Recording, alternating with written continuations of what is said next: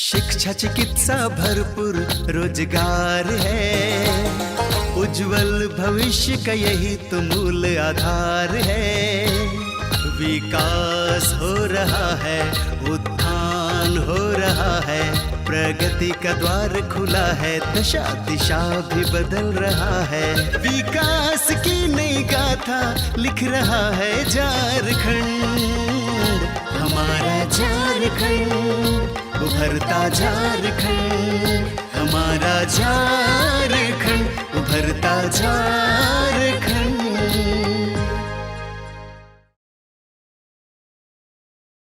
अपना प्रदेश झारखंड प्रकृति के अनुपम सौंदर्य तथा असीमित पर्यटन स्थलों से परिपूर्ण है। यहाँ एक ओर नैसर्गिक प्रक्रियाओं ने नदियों, झरनों, वनों तथा पहाड़ों जैसे रमणीय स्थलों की रचना की है, तो दूसरी ओर यहाँ मानव समाज ने भी उद्यानों, मंदिरों तथा प्राचीन कला स्थलों का निर्माण किया है। झारखंड विविध भाषाओं, संस्कृतियों तथा धर्मों का संगम स्थल है। यह प्रदेश मूलतः आदिवासियों का प्रदेश है, जिनकी संस्कृति और सादगी पर्यटकों का मन मोह लेती है। 24 जिलों से जुड़कर बना यह प्रदेश पर्यटन के दृष्टिकोण से एक अनूठा प्रदेश है। पलामू इस प्रदेश का एक मुख्य जिला है, जो राजधानी रांची से करीब 172 किलोमीटर दूर स्थित है। यहाँ पर्यटकों को लुभाने के लिए नैसर्गिक तथा मानव निर्मित कई पर्यटक स्थल मौजूद हैं। लातेहार, जो कभी पलामू का हिस्सा था, वहां स्थित नेतरहाट पहाड़ों की रानी के नाम से प्रसिद्ध है। यहाँ के सूर्योदय तथा सूर्यास्त का नजारा पर्यटकों को अपनी ओर खींच लाता है। झारखंड का सबसे ऊंचा लोध जलप्रपात भी इसी क्षेत्र में मौजूद है। ऐसे ही बेतला के घने जंगल भी पर्यटकों के लिए सदा से आकर्षण का केंद्र रहे हैं।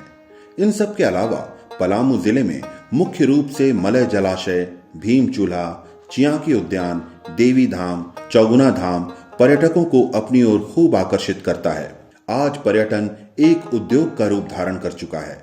ये उद्योग सिर्फ पर्यटकों के मनोरंजन का जरिया भर ही नहीं है, यह स्थानीय स्तर पर रोजगार सृजित कर लोगों के लिए आजीविका का एक उत्तम साधन भी है।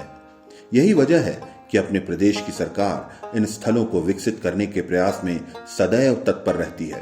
पलामू प्रमंडल में, जैसा आपने कहा, बेतला के नाम से पलामू को जाना जाता रहा है, लेकिन पर्यटन के क्षेत्र में और अधिक संभावनाएं हैं, जिस पर कि काम हुआ भी है और काम हो भी रहा है।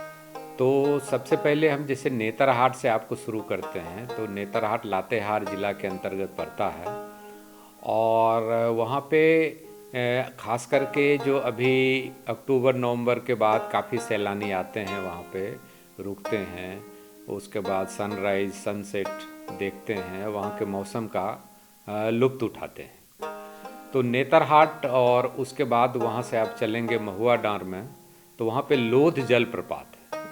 वो झारखंड में सबसे ऊंची जगह से वो गिरने वाला जलप्रपात है और काफ़ी खूबसूरत है, प्रकृति के बीच है। वह भी पर्यटकों को काफ़ी आकर्षित करता है। फिर छोटे मोटे और कई वाटरफॉल हैं, मिर्चैया फॉल और कई कई फॉल हैं जहाँ भी लोग जाते हैं। और घना जंगल है, आपको जो डेंस फॉरेस्ट है वो आपको बेतला तक आपको देखने को मिलेगा। गारू हो, महुआ डांर हो, वो सब वन की जो सुंदरता है वो देखने को मिलेगा। फिर बेतला आप आते हैं तो वहाँ पे आपको जो भी वन्य जीव उसके अंदर हैं वो उसका आप देखने जाते हैं, तो वहाँ पे उसको देखने को मिलेगा, उसका लुत्फ़ उठा सकते हैं। वहाँ पे ट्री हाउस वगैरह भी बने हुए हैं, तो पर्यटकों को रहने की भी अच्छी व्यवस्था है, जो काफ़ी उनको अच्छा लगता है। तो यह ट्रैक जो है नेतरहाट से लेके बेतला तक का, वो तो अच्छा है ही। और इधर के समय में हमारे मुख्य सचिव महोदय उसकी लगातार बैठक कर रहे हैं और उसकी समीक्षा करके और लगातार जो उसकी सड़क की जो एक्सेसिबिलिटी है, अन्य पर्यटन संबंधी सुविधाएं हैं, उसको बढ़ाने का उसमें बल दिया जा रहा है और लगातार इस पे काम हो रहा है आने वाले दिनों में, और काफ़ी अच्छा होगा। ऐसे नेतरहाट में जो पहाड़ियाँ हैं उसको पहाड़ों की रानी भी कहा जाता है, काफ़ी खूबसूरत है। तो यह ट्रैक जो है वो काफ़ी अच्छा है। इसके बाद जब आप आते हैं तो फिर आपको पलामू में भी और कई जगह है जो पर्यटक के हिसाब से अच्छा है। बेतला के बगल में केचकी जो है, जो दो नदियों का संगम है, जहाँ पे पहले फिल्मों की शूटिंग वगैरह भी हुई थी। और इधर आप यदि लातेहार तरफ से आके बेतला तरफ जाते हैं तो जो मोर है वहाँ से लेके बेतला तक अभी हमने एक बैठक की थी और उसमें हम लोगों ने डायरेक्शन दिया है कि वहाँ से लेके जो उसका जो साइनेजेज है बेतला तक वो इस तरह से लगाया जाए ताकि वो जागरूकता भी काम करे और लोग जब वहाँ पे जैसे जैसे नज़दीक आते हैं तो उनको एक टूरिस्ट प्लेस का फील होने लगे, महसूस करने लगे। इस तरह का वातावरण निर्माण हो। वहाँ से लगा पलामू किला है, कई चीज़ें हैं जिसको एक साथ जोड़ करके उसको एक सर्किट बनाया जा सकता है ताकि अधिक से अधिक पर्यटक वहाँ जाए। पलामू स्थित मोहम्मदगंज ग्राम में धार्मिक पर्यटन के दृष्टिकोण से भीम चूल्हा काफी प्रसिद्ध स्थल है। ऐसी मान्यता है कि इस स्थल का जुड़ाव महाभारत काल से रहा है। ऐसा कहा जाता है कि पांडवों ने अपने अज्ञातवास के दौरान अपनी माता कुंती तथा पत्नी द्रौपदी के साथ इन्हीं पहाड़ों की गुफाओं में आश्रय लिया था। यहाँ भीम ने 3 बड़ी बड़ी चट्टानों की सहायता से चूल्हे का निर्माण किया था, जो यहाँ आज भी मौजूद है। यही वजह है कि इसके दर्शन को दूर दूर से लोग यहाँ आते हैं। मकर संक्रांति के दिन यहाँ सैकड़ों की संख्या में सैलानियों की भीड़ इकट्ठा होती है। ये बुजुर्ग लोग कहते थे कि यह स्थान पर द्वापर युग में 5 पांडव माता सहित यह स्थान पर आए हुए थे। एक गुफा है मंदिर के साइड में जो अभी तक उसको कोई थाह नहीं लगा पाया। भीषण गर्मी होने के बाद भी गुफा में चौधरी लोग बहुत लगी मारा, लेकिन उसका थाह नहीं चला। एक बार डीसी महोदय का भी आगमन हुआ था यहाँ पर।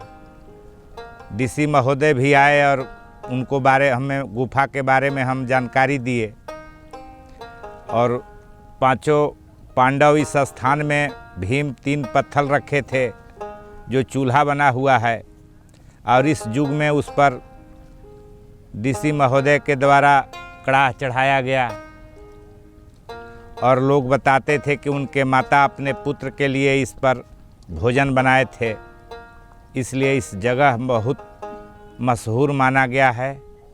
मकर संक्रांति के दिन यहाँ पर अपरंपार भीड़ होती है। यहाँ के पुजारी श्री गंगाधर तिवारी बताते हैं कि ये स्थल एक सिद्ध स्थल है जहाँ सभी लोगों की मनोकामनाएं पूर्ण होती हैं। यहाँ हर दिन हजारों की संख्या में सैलानी आते हैं। यहाँ आने वाले सैलानियों में वैसे भक्त भी शामिल रहते हैं जिनकी मनोकामना यहाँ आने से पूर्ण हुई है। अतः वे औरों की तरह सिर्फ घूमने के ख्याल से नहीं बल्कि श्रद्धा भाव से भी यहाँ आते हैं। इसका प्रमाण इतिहास गवाह है। इस जगह का इतिहास में भी वर्णित है भीम चूल्हा का। एक ब्रह्मचारी थे, झूरी दत्त ब्रह्मचारी, तीर्थदंडी स्वामी जी महाराज, जो इस स्थान पर आते थे। उन्होंने यज्ञ का भी आयोजन किया था यहाँ। वो लोग का भी कहना था कि ये बहुत पवित्र स्थल है। कुछ लोग हैं जो समझ चुके हैं कि यहाँ हमारा मनोकामना सिद्ध हुआ, तो उनकी श्रद्धा दूसरा भी है। और कुछ लोग ऐसे भी घूमने आते हैं। अभी के डेट में प्रतिदिन 1000-2000 की संख्या में लोग यहाँ प्रतिदिन आते हैं। भीम चूल्हा चूंकि एक धार्मिक स्थल है, इसलिए यहाँ सैलानियों का तांता लगा रहता है। यही वजह है कि झारखंड सरकार द्वारा इसे पर्यटन स्थल के रूप में विकसित किया जा रहा है। झारखंड सरकार की मदद से इस स्थल की रूपरेखा बदली है और इस दिशा में अभी भी प्रयास जारी है। सुविधा 2 साल से इसका रूपरेखा दिया गया सरकार के माध्यम से। कुछ सरकार के ही राशि मिला था, कुछ ठेकेदार के द्वारा इसको रूपरेखा बनाया गया है और इसका विकास जारी है, लेकिन अभी पूर्ण ढंग से इसका विकास नहीं हुआ। यहाँ कम से कम एक रेस्टोरेंट चाहिए। ऐसे समय में आते हैं जो रुकने का इच्छा जाहिर करते हैं, वो लोग को रुकने के हम सहमत नहीं दे पाते हैं जगह के अभाव में। अगर जगह यहाँ संभव हो जाए तो यहाँ बहुत दूर दूर से लोग आते हैं। यहाँ के स्थानीय लोगों का कहना है कि यह स्थल आस्था का एक बड़ा केंद्र है। महाभारत काल से जुड़े होने के कारण इसका महत्व काफी बढ़ जाता है। इस स्थल से पांडवों से जुड़ी कई कहानियां मौजूद हैं। झारखंड सरकार ने इसकी इसी महत्ता को देखते हुए इसे पर्यटक स्थल के रूप में विकसित करने का प्रयास किया है। पूर्व की सरकार में भी हम लोग मुख्यमंत्री को लिख करके दिए थे। मुख्यमंत्री जी ने आश्वासन दिया, उस पर कार्रवाई भी किया, कुछ पैसे भी आए और कुछ काम भी हुए हैं। उसके पहले यहाँ विकास का कोई कार्य नहीं हुआ था और ये स्थल जो है ये महाभारत काल से जुड़ा हुआ है। महाभारत के समय जब पांचों पांडव जिनका चित्र बना हुआ है द्रौपदी के साथ जब जंगल में निर्वासित थे तो ऐसा कहा जाता है कि यहाँ आकर के और रुके थे। भीम चूल्हा के नाम से प्रसिद्ध इस स्थल को पर्यटकों के लिए सुरक्षित बनाने के लिए न सिर्फ यहाँ के युवा जागरूक हो गए हैं बल्कि प्रशासन भी इसमें अपना पूरा योगदान दे रही है। विगत कुछ वर्षों से यहाँ आपराधिक घटनाएं भी नगण्य हो गई हैं, जो पर्यटकों की सुरक्षा के दृष्टिकोण से काफी महत्व रखता है। हाँ, स्थानीय स्तर पर अब तो युवा लोग जो है सो जागरूक हो गए हैं। अब सभी युवाओं के मन में है कि नहीं, हमारा ये भीम स्थल जो है इसका विकास हो, यहाँ आने वाले लोगों को हम लोग भी सुरक्षा देंगे, सुख सुविधा देंगे। और अब सुरक्षा की दृष्टि से प्रशासन भी सुरक्षा देती है, क्योंकि 5-6 साल से लगभग मतलब 7-8 साल से अब तो यहाँ आपराधिक घटना भी मतलब इधर कम हो गया है। तो उस ख्याल से सुरक्षा अब आम नौजवान भी कर सकते हैं और सब लोग इच्छुक हैं। पलामू का ये पूरा क्षेत्र धार्मिक स्थलों से भरा पड़ा है। इस गांव के लगभग 10 किलोमीटर के वृत्त में सीता चुआ, 10 शीशनाथ तथा सतबहनी धाम आदि भी स्थित है। ऐसे यहाँ स्थल है आपका, ये तो महाभारत काल का हुआ। रामायण काल का भी एक स्थल है जो यहाँ से लगभग 10 किलोमीटर 12 किलोमीटर पड़ता है, सीता चुआ नाम है। जहाँ कहा जाता है कि जब राम वन में निकले थे तो उस समय सीता जी के साथ इस जंगल में रुके थे और सीता जी को प्यास लगा तो एक चुआड़ी खान करके और पानी पी थी। वहीं से एक नदी निकल गया है जो काशी सोत कहा जाता है, उस सीता चुआड़ से निकला है। उस चुआड़ी का नाम ही है सीता चुआड़ी। उसमें सालों भर पानी उस चुआड़ी से निकलते रहता है। वो स्थल भी है। आगे जाइएगा 5-7-10 किलोमीटर उत्तर साइड में तो यहाँ दस्सीसा नाथ है। दस्सीसा नाथ मतलब कहा जाता है उस वेद पुराण में इस सारे चीज़ का जितना भी मैं बोल रहा हूँ इन सब का इनका भी भागवत में वर्णन है। स्वामी जी प्रवचन में बोलते थे, इनका भी भागवत में वर्णन है। और दस्सीसा नाथ को कहा जाता है कि दस्सीसा के नाथ है, मतलब रावण वहाँ पूजा करने के लिए आया करता था, इसलिए उसका नाम दस्सीसा नाथ है। और गढ़वा जिला में यहाँ से 5-7 किलोमीटर जाइएगा तो सतबहिनी धाम है, जहाँ कहा जाता है कि माँ काली जो है 7 बहन वहाँ आई थी और एक महात्मा थे जो गुफा था। तो ये क्षेत्र जो है सो पौराणिक धर्मस्थली है। इस क्षेत्र का पर्यटक स्थल के रूप में विकास तो जरूर हुआ है और हो भी रहा है, परंतु अभी भी यहाँ पर्यटकों को कुछ बुनियादी सुविधाओं की जरूरतें हैं। इसे यदि अमल में लाया जाए तो यहाँ के स्थानीय लोगों के लिए रोजगार के कई द्वार खुल सकते हैं। रोजगार के ख्याल से यदि इसका और विकास किया जाए, जैसे एक धर्मशाला की जरूरत है, अगर धर्मशाला बना दिया जाए तो बहुत पर्यटक यहाँ बाहर से आते हैं इसके नाम पर, यहाँ दर्शन करने के लिए, इस स्थल को देखने के लिए, और रुकने का भी इच्छा जाहिर करते हैं, लेकिन यहाँ रहने का कोई व्यवस्था है नहीं। अगर धर्मशाला बन जाए तो यात्री जो बाहर से आएंगे यहाँ ठहरेंगे तो युवाओं का रोजगार यहाँ बढ़ेगा। ऐसे मकर संक्रांति पर यहाँ मेला भी बहुत बड़ा मेला लगता है, माने पौराणिक युग से मेला लगता है उसी समय से। ऐसा मतलब हम लोग के पूर्वज भी बताते थे कि उसी समय से मेला लगता है और बहुत बड़ा मेला लगता है। पलामू के इस क्षेत्र में पर्यटन विभाग ने इसे पर्यटन स्थल के रूप में विकसित करने में काफी योगदान दिया है। विभाग के प्रयासों से यहाँ काफी बदलाव देखने को मिल रहा है।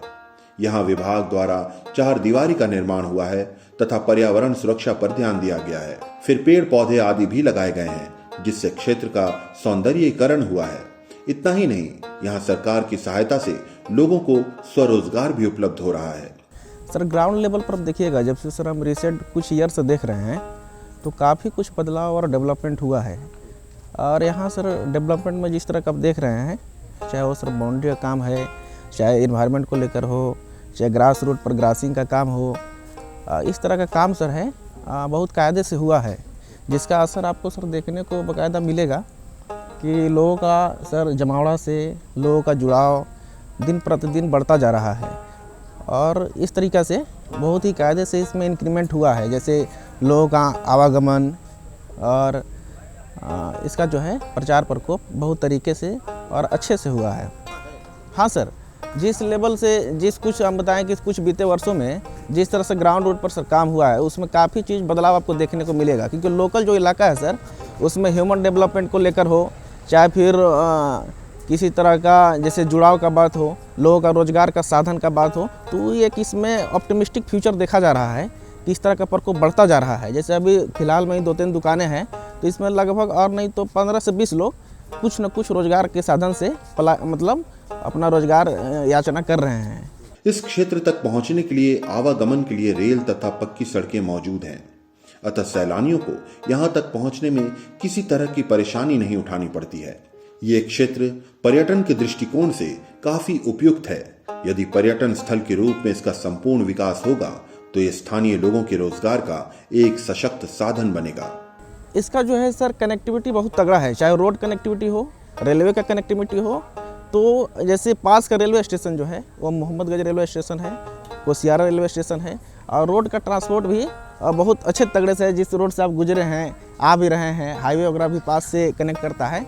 तो 2-3 तरह से जो कनेक्टिविटी है ट्रांसपोर्ट का, वो बाकायदा बहुत अच्छा तरीक़ा से है। सर जैसे बाबा जी भी बताएं, और थोड़ा सा आपके आइडिया से कि जब सर पर्यटन डेवलपमेंट होगा तो पर्यटन से रिलेटेड जो भी चीज़ हैं, तो उस चीज़ से जैसे आसपास में रेस्टोरेंट डेवलप करना, रोपवे डेवलप करना, और बोटिंग के थ्रू बोटिंग स्टीमिंग डेवलप करना, ये सब के जरिए हम कुछ नौजुवकों को एक सेल्फ बिजनेस के तौर पे, एंटरप्रेन्योर के तौर पर उनको उकसा सकते हैं। इसमें जो है हम इसके तरफ लुभा सकते हैं, और ये सब तरीका है जिससे हम पलायन को माने रोका जा सकता है और स्वावलंबी आत्मनिर्भर बना जा सकता है।